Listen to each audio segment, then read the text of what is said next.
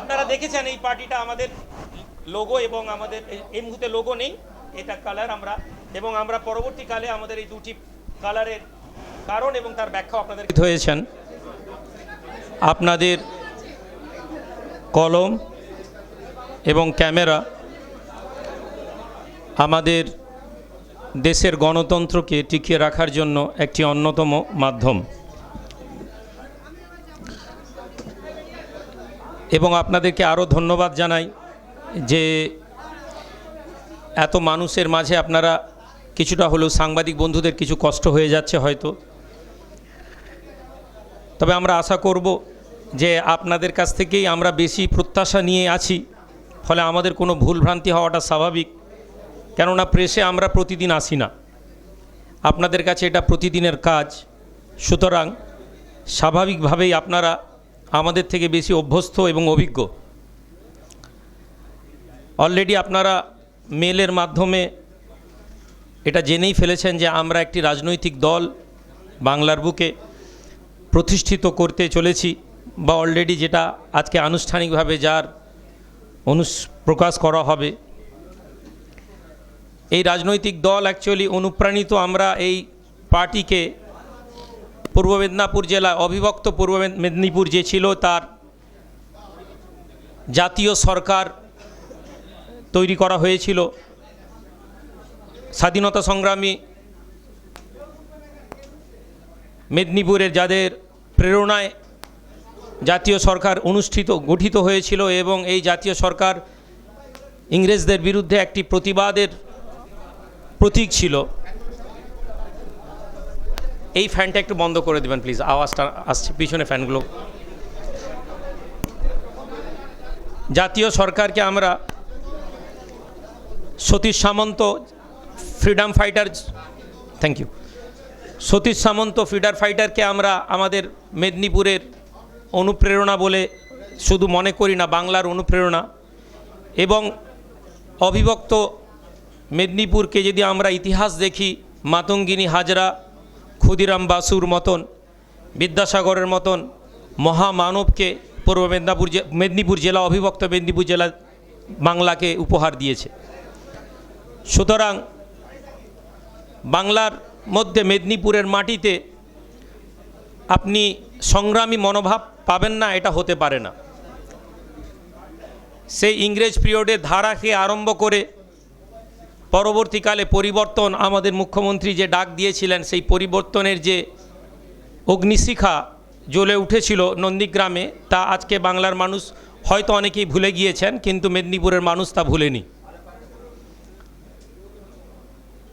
এছাড়াও মেদিনীপুরের ইতিহাস বলার জন্য আমরা তো এখানে আসিনি, কিন্তু আমরা এটা আপনাদের জানা জরুরি যে আমাদের এই রাজনৈতিক দল তৈরি করার পেছনে আমাদের উদ্দেশ্যটা কি। সেই জাতীয় সরকারকে সামনে রেখে আমরা একটি রাজনৈতিক দলের নামকরণ করেছি, যা জাতীয় উন্নয়ন পার্টি বলে আপনাদের কাছে আমরা প্রকাশ করলাম। সংক্ষেপে JUP। আমরা আমাদের আলোচনার মধ্যে আসব, আপনারা হয়তো কনফিউজ হবেন। তার আগে আমি আপনাদেরকে 2021 সালে একবার নিয়ে যেতে চাই। এই 2021 সালে এই প্রেস ক্লাবে বসে আমরা একটি ফ্রন্টের ঘোষণা করেছিলাম, ইউনাইটেড সেকুলার ফ্রন্ট। এটা জানানো আপনাদের জন্য জরুরি। অনেকেই আমরা খুব দ্রুত এই সোশ্যাল মিডিয়ার যুগে ট্রোলিং নিউজের পিছনে ছুটতে ছুটতে আমরা ভুলে যাই যে আমাদের পিছনের ত্যাগ তিতিক্ষা কী ছিল, কোন মানুষের, এটা আমরা মনে করি না। ফলে আমরা দ্রুত যা দেখি তার উপরে আমরা সিদ্ধান্ত নিই। ইউনাইটেড সেকুলার ফ্রন্ট 2021-এ কলকাতা, মুর্শিদাবাদ এবং মেদিনীপুর, পশ্চিম মেদিনীপুর, পূর্ব মেদিনীপুরের কিছু ইন্টেলেকচুয়াল মেম্বার, মানুষ যারা মনে করেছিলেন যে সরকারের কাছে আমাদের আওয়াজ পৌঁছাচ্ছে না, ফলে ঐক্যবদ্ধভাবে আমরা একটা ফ্রন্ট বানাই, যে ফ্রন্ট গঠন করা হয়েছিল প্রায় 13-14টি দল, এবং এই 13-14টি পলিটিক্যাল, নন পলিটিক্যাল মানুষদেরকে নিয়ে আমরা এই প্রেস ক্লাবে ঘোষণা করেছিলাম, এবং যার ডকুমেন্টস আমাদের কাছে আছে। এবং যদি আপনাদের কোনো মিডিয়া বন্ধুর প্রয়োজন হয়, আমাদের যারা সহযোগীরা এসেছেন, আপনারা তাদের কাছ থেকে সেই মিডিয়ার পুরো বক্তব্যটা পেয়ে যাবেন, অথবা আমরা পরবর্তীকালে আমাদের পেজেও এটা আপলোড করে দেব, যাতে আপনাদের বিভ্রান্ত হওয়ার কোনো জায়গা না থাকে। যদিও এটা সত্য কথা যে তৎকালীন যারা সরকারের কাছে আওয়াজ পৌঁছাতে চেয়েছিলেন, তাদের একটা বৃহত্তর অংশ আজ সরকারের সাথেই আছেন। এটা আমাদের কোনো ব্যক্তিগত রাগ আক্রোশ বা বিরোধিতা নয়, কারণ আমরা খুব দ্রুত সিদ্ধান্ত বদলাই। আজকে যে লোকটাকে সেকুলার মনে হচ্ছে, কালকে এই লোকটাকে সাম্প্রদায়িক বলতে আমাদের 1 মিনিট সময় লাগে না। আজকে যে লোকটাকে সাম্প্রদায়িক মনে হতে পারে, এক্সট্রিমিস্ট মনে হতে পারে, আমাদের বিশ্বাস যে media, social media, print media, তারা যদি তাদের দায়িত্ব পালন করে, যে লোকটাকে আপনি তার অ্যাপিয়ারেন্সের উপরে হয়তো কোনো কিছু বলছেন, মিডিয়ার মাধ্যমে আমরা সেই লোকটাকে দেশ বা জাতির একজন মানুষ ভালো বা তাকে আমরা আগামীর পথপ্রদর্শক হিসাবেই প্রমাণ করতে পারি। তো যে মানুষগুলো আমাদের সাথে ফ্রন্টে যুক্ত হয়েছিলেন, তাদের একটা অংশ তারা ফ্রন্ট থেকে বেরিয়ে গিয়েছিলেন, এবং কিছু মানুষ আজও সরকারের বিরুদ্ধে তাদের আওয়াজকে তুলে যাচ্ছেন, আমরা তাদেরকে ধন্যবাদ জানাই। কিন্তু এটা কোনো পলিটিক্যাল দল ছিল না, এটা একটা ফ্রন্ট ছিল, এবং আমরা এই মিডিয়াতে বারবার বলেছিলাম। এবং আমার মনে আছে কোনো এক সাংবাদিক বন্ধু আমাকে প্রশ্ন করেছিলেন যে ইলেকশনের আগে এরকম অনেক দল আসে, আবার ইলেকশনের পরে তাদেরকে আর পাওয়া যায় না। এবং আমি আপনাদেরকে স্মরণ করিয়ে দিই, যদি সেদিন কেউ থাকেন, আমি বলেছিলাম আমি 2021 এই প্রেস ক্লাবে কথা বলছি, আমি জানি না আমরা কতটা সফল হতে পারবো, তবে 2026-এর ইলেকশনের আগে আপনি আমাকে আবার এই প্রেস ক্লাবে ন্যায় এবং অধিকারের লড়াই দিয়ে আপনি আমাকে দেখতে পাবেন। এবং আমি আমার কথা রেখে আজকে আবার আপনাদের কাছে এসেছি, এবং আমরা অনেক পরিপক্ক হয়ে এসেছি। তখন আমাদের কাছে এই ফ্রন্টের কাছে আলাদা আলাদা রাজনৈতিক দল ছিল, ফলে কেউই একটি ঐক্য মতে আসতে না পারার জন্য ভেঙে গিয়েছিল। ফলে আজ এই মুহূর্তে আমরা এককভাবে জাতীয় উন্নয়ন পার্টিকে নিয়ে আপনাদের কাছে এসেছি। আমাদের পাশে আমাদের নেতৃত্বরা বসে আছেন। আপনারা জানেন আমাদের পার্টির সেক্রেটারি বিষ্ণুপদ পণ্ডা মহাশয় আমাদের কাছে আছেন। এছাড়াও সিনিয়র নেতৃত্ব বদরুদ্দোজা মাস্টার মশাই, আমাদের জানাব ফাইজাল সাহেব, জানাব আরমান সাহেব, ইনারা এসেছেন। আমরা আমাদের আলোচনা আরও বৃহৎভাবে আপনাদেরকে জানাবো। আমাদের লক্ষ্য একটি সুনির্দিষ্ট পরিকল্পনা ছাড়া বাঙালি জাতিকে কখনো এগিয়ে নিয়ে যাওয়া যায়নি। আমরা একটা শব্দ মাঝে মাঝে বলা হয় যে হুজুগে বাঙালি, কিন্তু আমরা এটা বিশ্বাস করি না। কেননা যে বাঙালি শুধুমাত্র ইংরেজদের বিরুদ্ধে নয়, প্রতিটি ক্ষেত্রে, সে যদি সুলতানি পিরিয়ডেও দেখেন, সেখানেও যেমন বাঙালি জাতি লড়াই করেছে। অবিভক্ত বাংলাকে যদি আমরা ইতিহাস খুলে দেখি, বাঙালিরা একটা লড়াকু জাতি।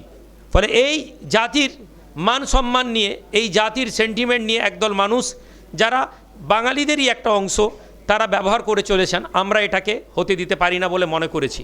ফলে আমরা আগামী বিধানসভায় আমরা ইলেকশনে লড়ার পরিকল্পনা করেছি। আমাদের কোনো অনেক বড় শ্বেতপত্রও নেই, আর আমাদের অনেক বড় কোনো স্বপ্ন দেখানোর উদ্দেশ্য আমরা বাংলার মানুষদের কাছে আপিল রাখছি না।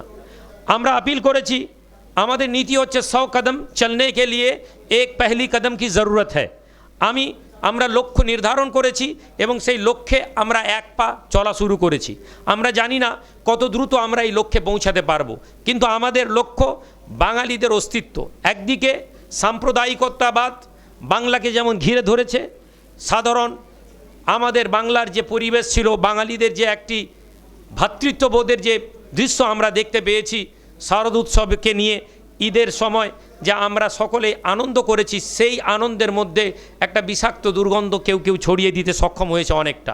আমাদের লড়াই এখানে, আমাদের লড়াই তোষণের নাম করে কিছু মানুষদেরকে পিছিয়ে রাখা শুধু নয়, অধিকার পাইয়ে দেওয়ার ললিপপ দেখিয়ে আজ তারা দিশেহারা হয়ে কিছু না পেয়ে তারা মনে করছে আমাদের অধিকারের জন্য আমাদের জায়গা, আমাদের নিজস্ব প্রতিনিধি দরকার।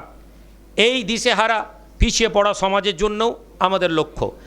আমরা আমাদের রাজনীতিতে কোনো সেলিব্রিটিকে আনতে চাইছি না, কোনো বড় নায়ক নায়িকাকে গ্রাম বাংলার মানুষদেরকে ছবি দেখিয়ে তাদেরকে নেতা বানানোর চেষ্টা করছি না। আমরা আমাদের রাজনৈতিক দলের লক্ষ্য মাটির মানুষের সাথে, যারা ঘাসের সাথে সম্পর্ক রেখেছেন, যারা শিশির ভেজা সকালকে দেখেছেন, সেই সাধারণ বাঙালিদের অধিকার নিয়ে যে ইউপি লড়ার প্রতিজ্ঞা নিয়ে আজকে আপনাদের কাছে এসে পৌঁছেছে। সম্মানিত মিডিয়া বন্ধুরা, আপনাদেরকে আমরা আবার ধন্যবাদ জানাই। আমরা চেষ্টা করেছি একটি উদ্দেশ্যকে নিয়ে আপনাদের কাছে এসে পৌঁছানোর। বাংলার একদিকে শিল্প যেমন গুরুত্বপূর্ণ, তেমনি কৃষি গুরুত্বপূর্ণ। কিন্তু যদি আপনারা আজকে গ্রামের দিকে পৌঁছান, আপনি দেখবেন কৃষির প্রতি বাঙালিদের অনীহা তৈরি হচ্ছে। হাজার হাজার একর জমি আজকে কৃষি কাজ থেকে কৃষকেরা মুখ ফিরিয়ে নিয়েছেন। কিসের জন্য? পণ্যের দাম নেই। সুপার মার্কেটে চালকে যদি দেখেন, কৃষকদের কাছ থেকে যে চাল 20 টাকায় কেনা হয়, সুপার মার্কেটে সেই চাল 80 টাকা কিলোতে বিক্রি হচ্ছে। আমাদের প্রশ্ন, 25 টাকা কিলোতে যে চাল তৈরি করার খরচ পড়ে, সেই চালকে কৃষকেরা 20 টাকা 22 টাকায় বিক্রি করতে বাধ্য হন, অথচ সুপার মার্কেটে 80 টাকায় বিক্রি হচ্ছে। মধ্যেখানে এই বৃহৎ অঙ্কের অর্থটা কারা পাচ্ছেন? কৃষকেরা সুসাইড করছেন। শিল্প প্রয়োজন ছিল, কিন্তু যে শিল্প প্রয়োজন ছিল, আমরা যদি লক্ষ্য করে দেখি, আসানসোল থেকে নিয়ে হলদিয়াকে যদি আমরা একটি রেখা বানাই, আপনি আজকে দেখবেন হলদিয়া পূর্ব মেদিনীপুর জেলার শিল্পনগরী, শিল্প বন্দর। বিগত 10 বছরে হলদিয়ায় কোনো শিল্প নেই, নতুন কোনো শিল্প আসছে না। মিডিয়াতে বড় বড় সংবাদ চ্যানেলে শুধু হাজার হাজার কোটি টাকার প্রজেক্ট ঘোষণা হচ্ছে, কিন্তু গ্রামের মানুষ আজকে তারা যদি আপনি গিয়ে দেখেন, হাজার হাজার পূর্ব মেদিনীপুর হলদিয়া বন্দরের লোকেরা কাজ থেকে বেরিয়ে আসছে। আসানসোলকে যদি আমরা চলে যাই, পিছিয়ে পড়া সংখ্যালঘু মানুষ যারা দিন আনে দিন খায়, কয়লা শিল্পাঞ্চলে যারা কাজ করতো, আজকে তারা কাজ হারা। হাওড়া জেলায় যদি জুট শিল্পে আমরা গিয়ে দেখি, ফ্যাক্টরিগুলো বন্ধ হয়ে গেছে। এ কথাগুলো আমরা সবাই জানি, কিন্তু আপনাদেরকে এটা বুঝিয়ে দিই, সবাই আমরা বলছি, বড় বড় নেতা, বড় বড় নেতৃত্ব, এমনকি আমরা যদি সরকারকেও দেখি, তাদেরও বক্তব্যের মধ্যে কাগজে কলমে ইন্ডিয়াকে গ্রেট যেমন বানিয়ে দেওয়া হয়েছে, তেমনি বাংলাকেও সোনার বাংলা বানানো হয়েছে। কিন্তু প্রশ্ন, আমরা যারা মাটি থেকে এসেছি, আমরা তো দেখতে পাচ্ছি না। আমরা এই আওয়াজ সরকারের কাছে দীর্ঘদিন ধরে তুলে ধরেছি, কিন্তু কোথাও না কোথাও আমাদের মনে হয়েছে সরকার এটাই প্রয়োজন মনে করে, বা সরকারের নীতি এটাই, সরকারে থাকার জন্য যারা আওয়াজ তুলে তাদেরকে গদি দাও, যদি তারা গদিতে সন্তুষ্ট না হয় তাহলে তাদেরকে ভরে দাও। আপনারা, আশা করি আপনারা বুঝতে পারছেন ভরে দেওয়ার অর্থ আমি কি বলতে চেয়েছি। আমি আপনাদের কাছে আমার বক্তব্য দীর্ঘায়িত করব না, শুধু আপিল করব যে আজ যারা আপনাদের মাধ্যম থেকে বাংলার মানুষ আমাদেরকে দেখবেন, আপনারা আপনাদের সহযোগিতা, আপনাদের নৈতিক সাপোর্ট যদি আমাদেরকে দেন, একটা স্টেপ আমরা শুরু করেছি, যে কদম, যে পা বাংলাকে নতুন করে আশা দেখাবে। কিন্তু আমরা এখানে বৃহত্তর কোনো আপনাদেরকে স্বপ্ন দেখিয়ে আমরা ভোট আপিল করতে আসিনি। আমরা এসেছি বাংলার মানুষের সচেতনতা বৃদ্ধি করার জন্য। আমাদের বিশ্বাস, এই সচেতনতা আগামীকে বাংলার একটা সকাল দেখাবে, যেটাকে আমরা প্রভার ডাক নাম দিয়েছি। এই প্রভার ডাক আমরা 2023 থেকে প্রত্যন্ত গ্রাম অঞ্চলে কাজ শুরু করেছি। আমরা চাই এই প্রভার ডাকের আওয়াজ আগামী ইলেকশনে বাংলার মানুষের কাছে নতুন করে পৌঁছে যাক, এবং বাংলায় আমরা যেটুকুন জায়গায় আমরা আমাদের মতন করে মানুষের কাছে পৌঁছাবো, মানুষের সহযোগিতা এবং সমর্থন পাওয়া যায়। ধন্যবাদ, ভালো থাকবেন।